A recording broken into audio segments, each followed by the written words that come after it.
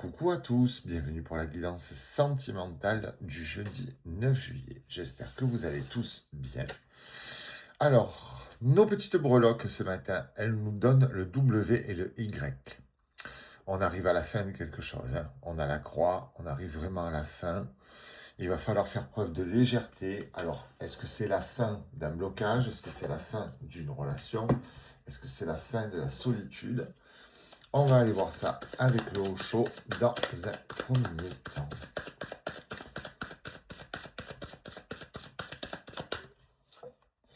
Ouais. On redevient maître de la situation, maître de notre vie, maître de notre existence. On prend conscience qu'on est de belles personnes et qu'on agit pour nous sans s'auto-saboter, sans se faire du mal. Qu'on prend les bonnes décisions. On se sert de l'expérience de l'existence, on se sert de notre passé, de nos relations passées, peut-être pour construire une nouvelle relation, mais surtout pour nous construire, nous, et pouvoir attirer des personnes aussi connectées que nous. Ouais, on se rebelle, parce qu'on ne veut plus attirer des gens aussi blessés que nous, on peut l'être. Et pour ne plus attirer ces personnes, il faut que nous-mêmes soyons guéris de nos blessures.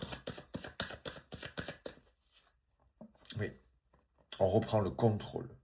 On reprend le contrôle de notre vie sentimentale.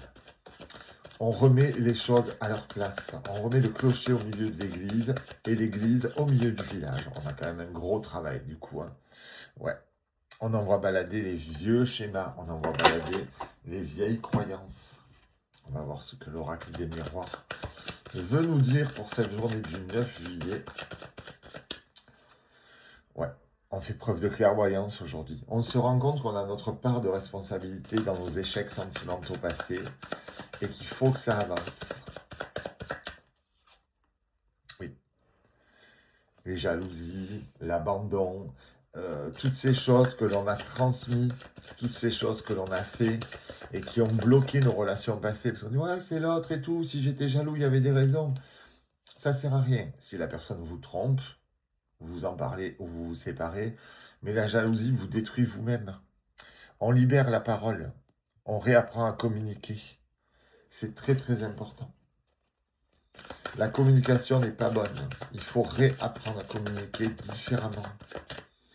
Se protéger déjà, dans un premier temps. Et oui, on a le retour du soleil, de l'amitié, de l'amour, parce qu'on reprend le contrôle de tout ça. On guérit de nos blessures.